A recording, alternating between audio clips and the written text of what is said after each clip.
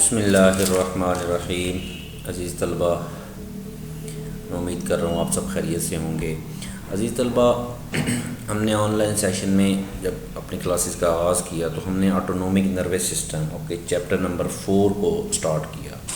तो chapter number 4 को हमने चैप्टर नंबर 4A जिसमें हमने ऑटोनोमिक नर्वस सिस्टम की बात की। ठीक है, ऑटोनोमिक नर्वस सिस्टम में हमने उसके कोलिनर्जिक एगोनिस्ट और कोलिनर्जिक एंटागोनिस्ट के हवाले से बात की। हमने एक एक केमिकल को, एक एक चीज़ को हमने थॉरली उसको हमने देखा। ठीक है, एडिनर्जिक एंटागोनिस्ट पे बात की, एगोनिस्ट पे बात की। उसके बाद हमने चैप्टर नंबर 4B पोर्शन को स्टार्ट किया। तो चैप्टर नंबर 4B में हमने journal nervous system, central nervous system जो आपका है, जिसमें हमने एनाल्जेसिक्स की बात की। ठीक है, एनाल्जेसिक्स के बाद हमने उसको फर्दर 1 बाय 1 डिस्कस किया, उनके केमिकल सॉल्ट को डिस्कस किया। ठीक है, पैरास्टामोल, और हमने उसमें एपिलिप्सी के बारे में भी बात की। ठीक है, इसके साथ साथ हमने जितने भी केमिकल्स थे, जो भी हिप्नोटिक सेडेटिव के हवाले से हमारी डिस्कशन थी, उनकी क्लासेस थी, हमने एक एक को 1 बाय 1 हमने डिस्कस किया। तो इसको साथ साथ चलाते हुए हमने उसके फार्माकोलॉजिकल इफ़ेक्ट्स, उसमें जो भी चीज़ आई हमने उसको एक एक चीज़ को आपके साथ डिस्कस किया। इसी में आपके साथ हमने पार्किंसन डिजीज़ PD के हवाले से भी डिस्कशन की। ठीक है, तो उसके साथ हमने आपके चैप्टर नंबर 4 के C पोर्शन, ठीक है, जिसमें हमने गैस्ट्रो इंटेस्टिनल ट्रैक पे बात की, जिसमें हमने पेप्टिक अल्सर की बात की और आपको एंटासिड की क्लासिफिकेशंस के हवाले से डिस्कस किया। उसमें भी हमने आपके साथ 1 by 1 proton pump inhibitor, eradication therapy के बारे में आपसे डिस्कस किया, और एक एक केमिकल के mechanism of action, pharmacological effects, side effects, ठीक है, उस पर हमारी डिस्कशन चलती रही। बल्क लग्जेटिव, सलाइन परगेटिव के हवाले से हमने इसको आपके साथ डिस्कस किया। फिर हमारे पास पोर्शन आ गया था चैप्टर नंबर 4 का D पोर्शन, जिसमें हमने रेस्पिरेटरी सिस्टम पे बात की। ठीक है, उसमें हमने आपके साथ कफ, टाइप्स ऑफ कफ, एक्सपेक्टोरेंट्स के हवाले से, मिकोलेटिक्स के हवाले से, सेडेटिव एक्सपेक्टोरेंट्स के हवाले से, इनके मैकेनिज्म ऑफ एक्शन के हवाले से, ब्रोंकोडायलेटर्स के हवाले से हमने आपके साथ डिस्कशन की। ठीक है, उसमें आपके पास सॉल्बिटामोल की कंप्लीट हमने जो उसकी बनती है स्कीम, उसमें हम एक एक चीज़ आपके पास साथ डिस्कशन में रहे। फिर हमने चैप्टर नंबर 4E को स्टार्ट किया। तो उसमें हमारे पास कार्डियोवास्कुलर सिस्टम की डिस्कशन थी। तो कार्डियोवास्कुलर सिस्टम में हमने आपके साथ हाइपरटेंशन, एंटी हाइपरटेंसिव ड्रग्स और उनकी क्लासिफिकेशन पे बात की। उनमें हमने मिथाइल डोपा, एंजाइन और कैप्टोप्रिल के बारे में बात की। फिर हमने आपके साथ एक डिजीज़ डिस्कस की, एंजाइना पेक्टोरस। ठीक है, उसकी क्लासिफिकेशन में, उसकी केमिकल्स पे हमने आपके साथ कंप्लीट बात की। ठीक है, उसके साथ साथ हमने बीटा ब्लॉकर, उसकी क्लासिफिकेशन पे भी हमने बात को आपके साथ डिस्कस किया। फिर हमने एक थर्ड डिजीज़ इस चैप्टर की डिस्कस की थी, जिसमें हमने कंजस्टिव कार्डियक फेलियर की बात की, और उसके भी हमने कंप्लीट सिनेरियो को आपके साथ डिस्कस किया। तो इस तरह ABCD, ठीक है, चैप्टर्स के हवाले से हमने आपके साथ ये डिस्कशन हमारी चलती रही। ठीक है, जो आलमोस्ट कोई 5 यूनिट थे जो हमने आपके साथ कंप्लीट किए। तो ये अच्छा खासा सिलेबस बनता था।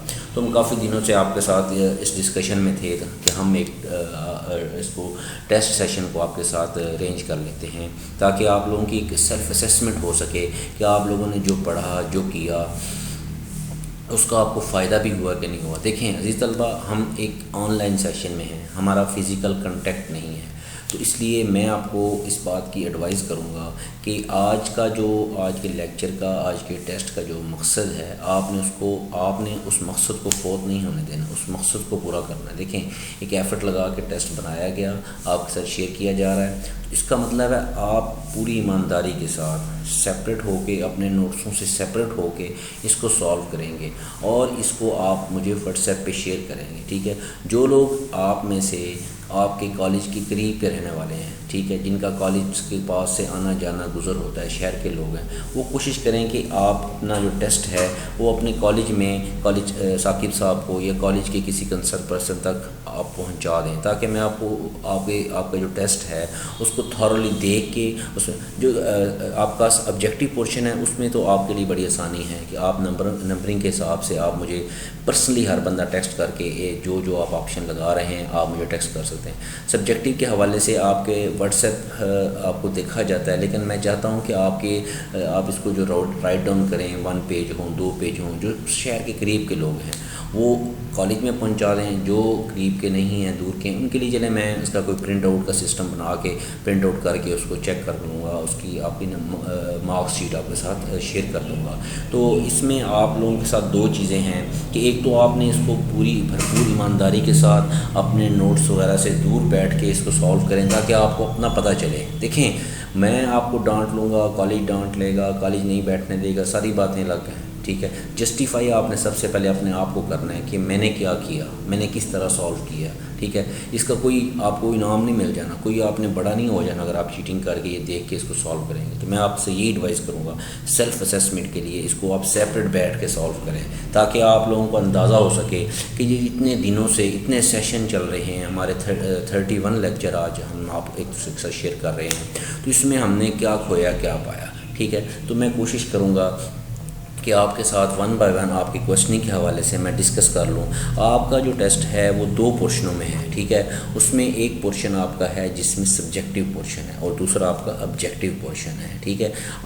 आपका जो टोटल टेस्ट है वो 50 मार्क्स का है, 50 मार्क्स का टेस्ट है। तो आप अपनी सेल्फ असेसमेंट के लिए आपके पास 100 मिनट्स हैं, ठीक है।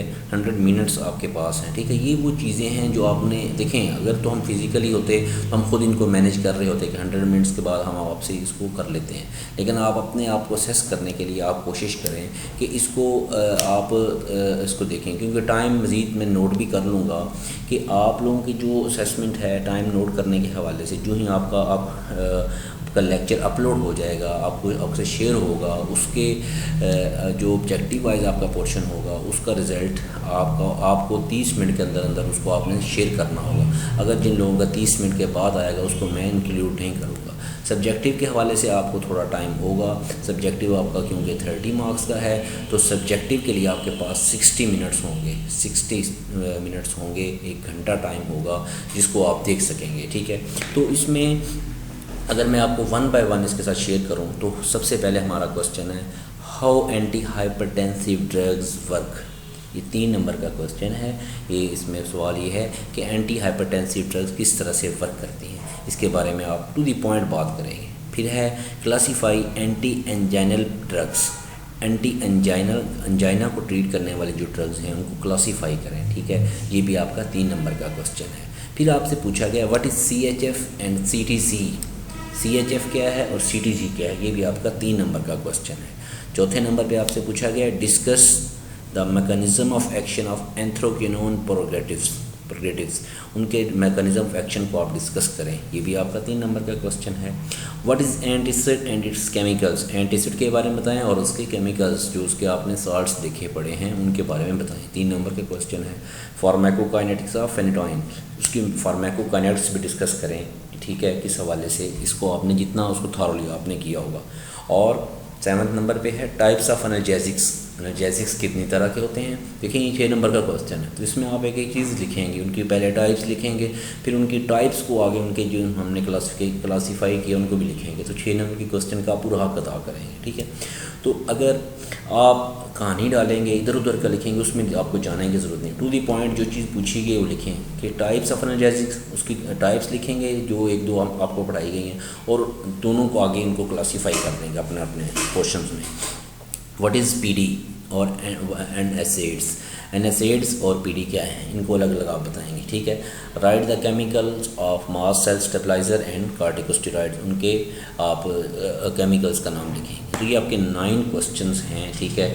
आपके मोस्टली क्वेश्चन जो 8 क्वेश्चन है वो 3 मार्क्स के हैं, एक क्वेश्चन आपका लॉन्ग है जो 6 मार्क्स का। तो इसमें आपको कोई ज़रूरत नहीं कहानी डालने की, कोई ज़रूरत नहीं है लंबा चौड़ा जाने की, ठीक है। तो ये इसको आपने थॉरली करते हुए आपने इसको 1 बाय 1 टू द पॉइंट आपने इसको बताना है, ठीक है। तो इसके बाद आपका है ऑब्जेक्टिव पेपर। ऑब्जेक्टिव आपका है 20 मार्क्स का। सबसे पहला क्वेश्चन है dash is the study of substances that interact with living substances is called. 4 question दिया, 4 आपके पास एग्जाम्पल आपके पास ऑप्शन है, उसमें से आप जो सूटेबल समझते हैं उसको आप राइट टिक लगाएंगे। Dash is the art of treatment of disease, क्या चीज़ है art of treatment of disease, ठीक है। 3rd नंबर पे है dash are study of doses of drug, तो कौन सी चीज़ है, ठीक है। Dash is an official name of drug which is used in pharmacopoeia, कौन सा है जी आप बताएंगे। केमिकल नेम है, ट्रेड है, जेनेरिक है, प्रोप्राइटर नेम है, कौन सा है। The route of drug administration depends on properties of drug, therapeutic objectives, both A and B or none of these. Chlorothiazide is loop diuretics, osmotic thiazide या none, ठीक है आप बताएंगे. Dash increase the action of one drug due to other drug is called synergism, antagonism, both A and B and none. Dash carry motor impulses from central nervous system to peripheral effector organs, sensory neurons, motor neurons, efferent neurons, none. Dash is the basic structural and functional unit of nervous system. Neuron, cell, nerve cells A and C देखेंगे, जो suitable होगा उसको आप देखेंगे. Levodopa is metabolic precursor of dopamine, epinephrine, norepinephrine, none. ठीक है. Dash is not cross blood brain barrier. Dopamine, epinephrine, norepinephrine, levodopa. A drug that increase the volume of urine, diuretics, beta blockers, ACE inhibitor, antacids. Dash disease is a progressive nervous system disorder that affect movement, PD, epilepsy, headache, migraine, उसमें आप suitable देखेंगे. Prazosin is beta blocker, alpha blocker, ACE inhibitor, none of these. Captopril is ACE inhibitor, beta blocker, alpha blocker, none of these. ये आप देखेंगे कौन सा suitable है, उसको आप टिक लगाएंगे.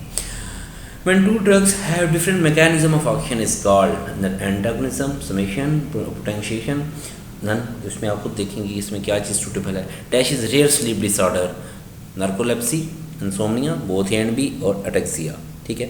Dash therapy is use for H pylori associated peptic ulcer. इसमें देख सकते हैं मेटिक थेरापी है, रेडिकेशन थेरापी है, बोथ ए एंड सी है, नन ऑफ दीज है. Dash observe very slowly from GIT, saline purgatives, bulk laxatives, anthraquinone and none. इसमें आप देखेंगे. Dash is productive reflex of body, क्या चीज़ है, कफ है, सेडेशन है, इमेशन है, और आपके पास इसमें से नन ऑफ दीज है. तो ये सारे इसमें आपके पास ये पूरा सिनेरियो है. इसमें आपके 20 MCQs हैं और आपका 9 आपके सब्जेक्टिव्स हैं. बच्चे इसको गौर से तवज्जो से करें. ठीक है. कोशिश करें कि पूरी ईमानदारी से, ताकि आपके सही असेसमेंट की जा सके. देखें आप लोग अभी स्टेज पे हैं कि अब आप अगर देखें ये डू और डाई है. जो ही आपके कॉलेज ओपन होंगे साथ ही आपके एग्ज़ाम आ जाएंगे. ठीक है. तो आपने इन सब चीज़ों को बदल करने के लिए आपको इसको ईमानदारी के साथ इसको शेयर करें, ताकि आप लोगों को सही असेस किया जा सके कि आप किस सूरत हाल में, और इस सेशन का आप लोगों को कितना फ़ायदा हुआ है. कुछ लोग आप में अच्छे खासे रेगुलर चल रहे हैं जिन्हें अच्छा रिस्पॉन्स किया है, तो उन लोगों से मैं स्पेशली एडवाइस करूँगा कि आप लोग अपने टेस्ट को भी इसी तरह ही आप पूरी प्योरीफिकेशन के साथ उसको करें और उसको शेयर करें, ताकि आप लोगों को असेस किया जा सके. ठीक है. मैं आपसे बहरहाल अच्छी उम्मीद रखूँगा. ठीक है. बाकी अल्लाह ताला आप लोगों को कामयाब करे. Good luck.